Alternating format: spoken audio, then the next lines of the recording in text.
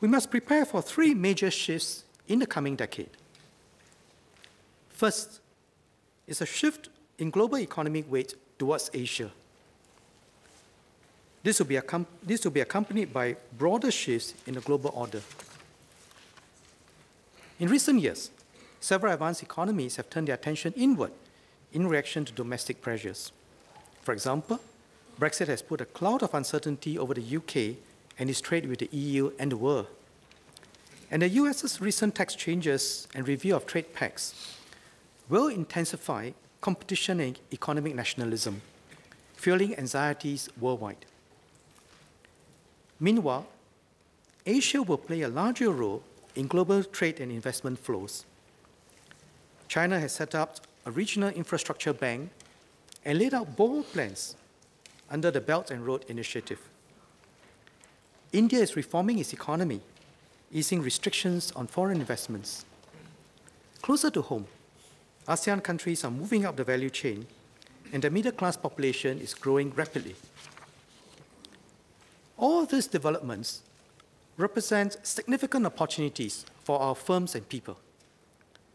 Our economy must be geared to ride on and contribute to Asia's growth. However, there are also potential threats to the stability and growth of our region. Tensions on the Korean Peninsula and in the South China Sea can dampen investors' confidence, while the threat of terrorism across the region remains very real. The second shift is the emergence of new technologies. Robotics and digital technologies are changing the way we live, work, and play. They have already enabled the shift to Industry 4.0 and the rapid rise of e-commerce and the sharing economy. These are interacting with traditional businesses in different ways, sometimes as competing substitutes, sometimes as complementary enablers. New technologies are reshaping the economy and jobs. Firms will compete increasingly not on physical assets, but on intangible assets such as intellectual property, data, and user networks. First mover advantage and time to market will be key. Securing better jobs and higher wages will not be just about how well we did in school, but how well we continue to learn, relearn, adapt, and grow throughout our lives. The third shift is aging. We are well placed in Singapore to make the most of the collective wisdom of our seniors, but we must also be prepared for the challenges of an aging society. There will be a significant increase in healthcare and social expenditure, placing greater demands on families and the government.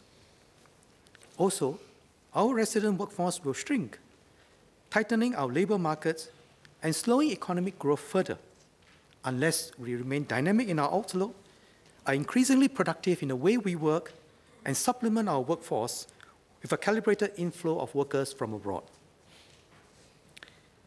In addition to an aging population, there are other forces that can strain our social fabric. We need to keep a close watch on income inequality and social mobility. We want growth to uplift all Singaporeans and deepen our social compact. That is why we'll continue to invest in education and skills upgrading to give every Singaporean the best chance to realize his or her potential. We also promote sports, arts and heritage, and volunteerism and philanthropy to build common interests and shared activities. These three shifts will not operate in isolation, but interact together to affect us in profound ways. Some of these interactions will bring new opportunities. For instance, technology will help our older workers to stay productive and assist our caregivers to care for seniors. With many Asian consumers at the frontier of technology adoption, there are also many opportunities for companies to meet the demands of these tech-savvy consumers. But these shifts can also bring new challenges. The rapid pace of technological change may lead to older workers feeling marginalized. In some advanced economies, there is rising discontent over globalization and technological disruptions. And as technology becomes more pervasive, the risk of cyber attacks and online radicalization will also increase. Singapore is in a good position to guard against such challenges and capture the opportunities. Geographically, we are well connected to the world, with flights to over 400 cities and shipping routes to over 600 ports globally. Within Asia, we have extensive connectivity to over 100 Asian cities by air and more than 250 Asian ports by sea. Digitally, we are connected to the world with over 500 terabits per second of potential capacity. And we'll continue to enhance our connectivity by investing in digital infrastructure, as well as land links, such as the KL-Singapore high-speed rail. As an economy, we are open and free, with strong trade links and free trade agreements with many economies in the region and beyond. As a society, we are multiracial with an international outlook, enabling us to operate in a culturally diverse Asian and global environments. And our people are also well-educated and tech-savvy. Budget 2018 will build on this strong position. First, we'll develop a more vibrant and innovative economy. We must anchor Singapore as a global Asia node of technology, innovation, and enterprise. Welcome investments, talents, and ideas to Singapore, and be bold in venturing out into new markets. To do this, we must make innovation pervasive in our economy, develop deep capabilities in our firms and workers, and establish strong partnerships locally and abroad. The shifts in the global economy and the emergence of new technologies are to our advantage because they allow us to seize opportunities beyond our borders. Second, we will build a smart, green, and livable city.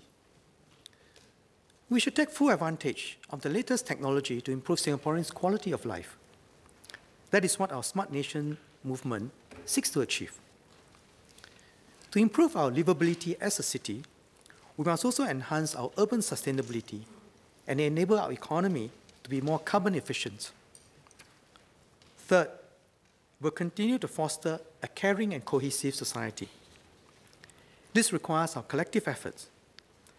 The government will continue to strengthen our social safety nets and supports, especially in the face of demographic challenges like aging.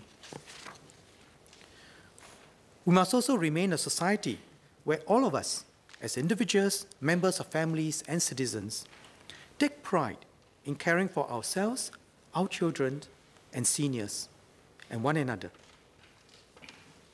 Finally, we will continue to plan ahead for a fiscally sustainable and secure future.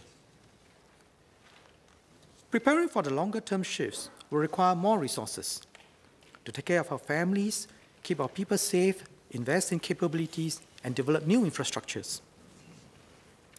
And we must do this amidst a period of greater geopolitical uncertainty and increasing tax competition.